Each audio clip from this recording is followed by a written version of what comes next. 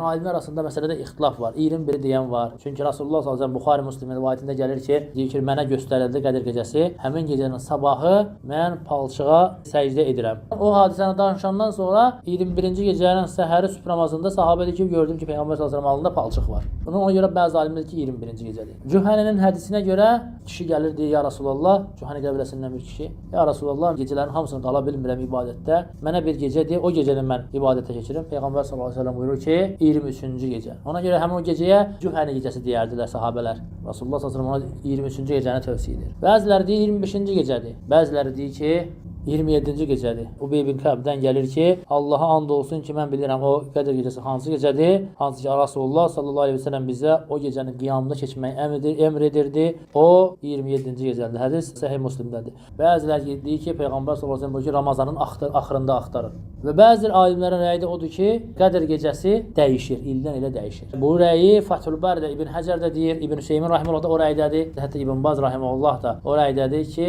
yəni Qədr gecəsi dəyişir. Bizim Şeyx Albani rahimehullah 27-ci gecəni tərcih edir. Yəni alimlər arasında bu ixtilaflıdır. Sən bu ixtilafdan çıxmaq üçün sənin yolun nədir? Kim 10 günün hamısını ibadətdə keçirərsə, o kəsinliklə Qədr gecəsinin savabını qazanıb. Rasulullah sallallahu əleyhi və səlləm hədisdə buyurur ki, Qədr gecəsini Ramazanın son 10 gecəsində axtarın. Başqa bir hədisdə buyurur ki, Ramazanın son 10 gecəsinin tək gecələrində axtarın. Ümumi olaraq 10 gecədədir. Biraz xüsusiləşdirəndə nədir? Daha da biraz ehtimalı böyük olan 10 gecənin tək gecələrindədir. Və bundan daha ehtimalı böyük olan son 7 gecədən birindədir. Hədisdə gəlir İbn Ömərin radiyallahu anh hədisində bəzi insanlar Peyğəmbər sallallahu əleyhi və səlləm sahabələrindən bəzi kişilər gəlirlər ki, ya Rasulullah, biz yuxumuzda gördük ki, Qədr gecəsi son 7 gecədən birindədir. Son 7 gecədən birindədir. Peyğəmbər sallallahu əleyhi və səlləm buyurur ki, mən görürəm ki, sizin yuxularınız hamısı üst-üstə düşüb. Fərqli insanlar eyni yuxunu görür və üst-üstə düşüb və siz onu əgər kim Qədr gecəsini aramaq istəyirsə,